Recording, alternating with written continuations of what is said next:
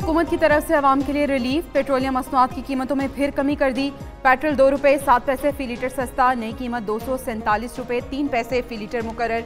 High speed diesel की कीमत में 3 रुपये 40 पैसे फी लीटर कमी। लाइट डीजल की कीमत में 1 रुपया 3 पैसे फी लीटर कमी की गई। मट्टी का तेल 3 रुपये 57 पैसे फी लीटर सस्ता। दूसरी जानिब LPG 7 रुपये 31 पैसे फी किलो महंगी, 251 रुपये 30 पैसे फी किलो हो गई। घरेलू सिलेंडर की कीमत में 86 रुपये इजाफा, 2965 रुपये मुकर्रर।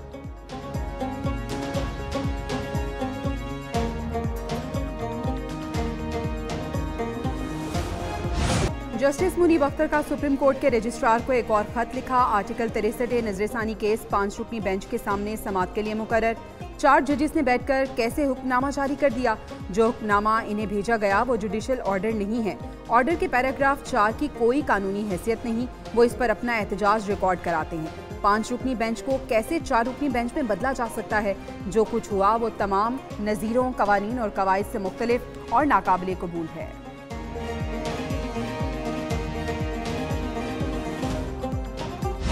तरेसटे का केस जस्टिस मुनीब अख्तर समाअत में शरीक न हुए।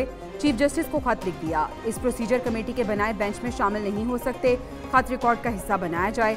चीफ जस्टिस का खत को रिकॉर्ड का हिस्सा बनाने से इनकार। रिमार्क्स दिए कि सुप्रीम कोर्ट काम करना बंद नहीं कर सकती, तनख्वाह मिलती है। जस्टिस मुनीब ने दीगर मुकदमात की समाअत की टी रूम में भी मौजूद थे। ये केस 2 साल से ज़ायद अरसे से ज़ेर इल्तवा है। इस समाअत में शामिल न होना इनकी मर्जी थी।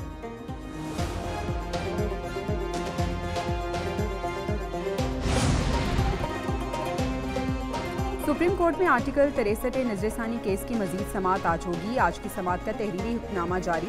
रजिस्ट्रार को कॉपी जस्टिस मुनीब अख्तर के सामने रखने की हिदायत। कहा, रजिस्ट्रार जस्टिस मुनीब से बेंच में शमूलियत की दरख्वास्त करें।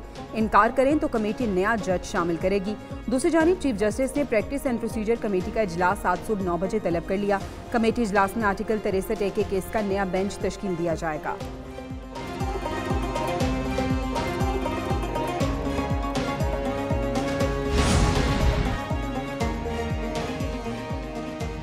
स्पीकर ने कौमी असम्बली और सेनेट के पार्लिमानी रहनुमाओं का इजलास तलब कर लिया। तर्जुमान कौमी असम्बली के मुताबिक इजलास 2 अक्टूबर को पार्लियामेंट हाउस में होगा। बलूचिस्तान और खैबर पख्तूनख्वा की सिक्योरिटी सूरत हाल पर ब्रीफिंग दी जाएगी। पार्लिमानी रहनुमाओं पर मुश्तमिल इजलास इन कैमरा होगा।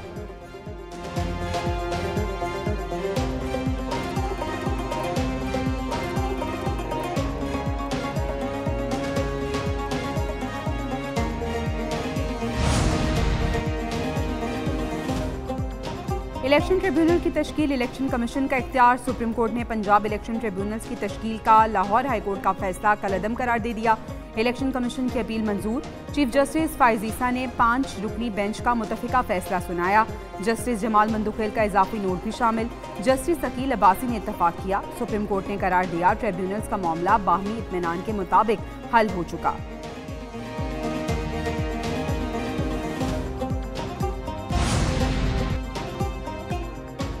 बानी PTI और बुशरा बीबी की तोशाखाना केस 2 में दरख्वास्त जमानत खारिज। 2 अक्टूबर को फर्दे जुर्म आयद की जाएगी। बानी PTI और बुशरा के वकील ने मौक़िफ़ अपनाया कि एक मामले के 2 मुकदमात कैसे बन सकते हैं। FIA के मुताबिक मुलजिमों ने बल्गारी सेट सऊदी हुकूमत से लिया और तोशाखाना में जमा नहीं कराया। 7 करोड़ 15 लाख रुपए के सेट की कीमत सिर्फ 58 लाख रुपए लगवाई।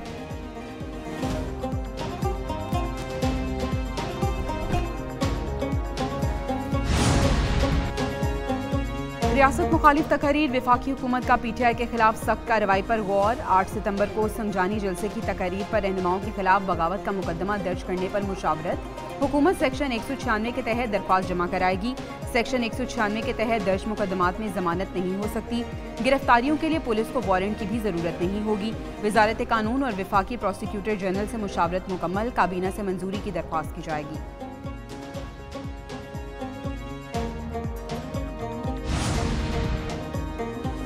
जजेस की तैनाती का निज़ाम बदलेंगे। ऐसी आईनी अदालत चाहते हैं जिसमें चारों सूबों की नुमाइंदगी हो। चेयरमैन पीपल्स पार्टी बिलावल भुट्टो जरदारी का कोयटा में पीपल्स लॉयर्स फोरम की तकरीब से खिताब। बोले, अदालती इस्लाहात का मुतफिका मुसवदा लाने की कोशिश करेंगे। सूबाई सतह पर भी आईनी अदालत जरूरी है।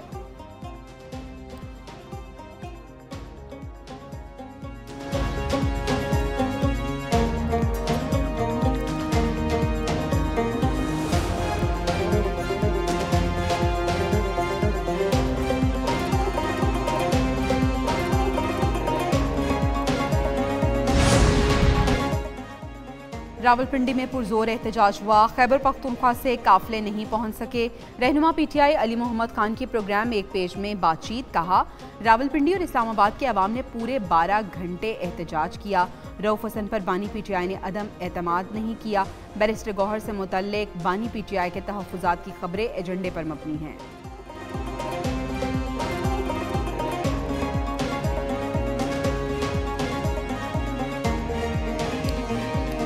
इनकम टैक्स गोशवारे जमा कराने की मुद्दत खत्म। एफबीआर ने ताजिर तंजीमों और टैक्स बार का गोशवारा जमा कराने की तारीख में 1 माह तोसी का मुतालबा तस्लीम नहीं किया।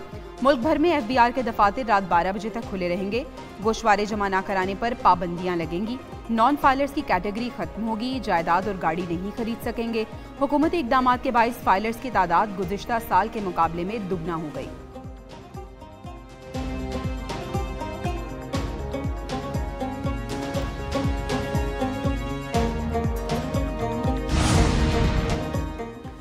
एफबीआर को टैक्स रेवेन्यू एहदाफ के हुसूल में मुश्किलात का सामना। रवा माली साल की पहली तिमाही में 2652 अरब रुपए टैक्स वसूली का हदफ। एफबीआर को सितंबर में तकरीबन 20 अरब रुपए के शॉर्टफॉल का सामना। जुलाई से सितंबर अब तक 2540 अरब रुपए टैक्स जमा हुआ।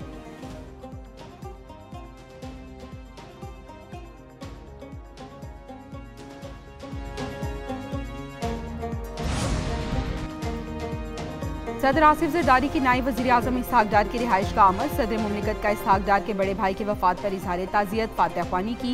स्पीकर कौमी असम्बली अय्याज सादिक और वज़ीर दाखिला मोहसिन नकवी भी सदर के हमरा थे।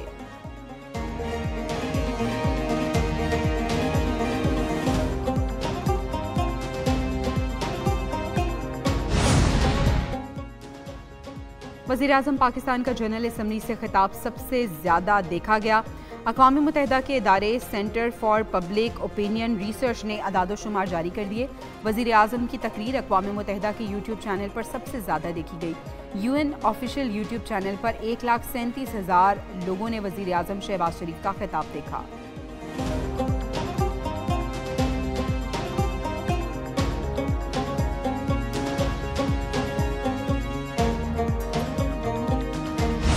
दहशतगर्द इसराइल के फ़लस्तीन, लबनान और शाम के बाद यमन पर भी हमले। अल हुदैदा पर शदीद बमबारी, 4 अफराद शहीद, 29 जख्मी।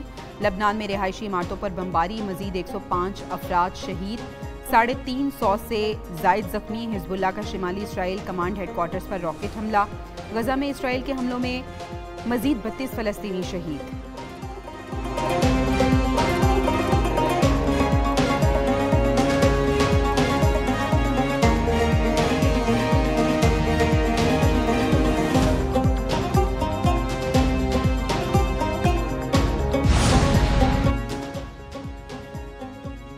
दुश्मन अपने मकासद हासिल नहीं कर सकेगा। हिजबुल्लाह के कायम मकाम सरबराह नईम कासिम का पहला बयान। कहा, इसराइली फौज अमरीका की मदद से शहरियों का कत्लेआम कर रही है। ईरानी हुकाम के मुताबिक अमरीका ने वादा किया था इस्माइल हनिया की शहादत का रद्द-ए-अमल ना दिया तो जंगबंदी हो जाएगी। अब इसराइल के मुजरिमाना अमाल का जवाब दिया जाएगा। इसराइल हिजबुल्लाह से मशरूत जंगबंदी पर तैयार।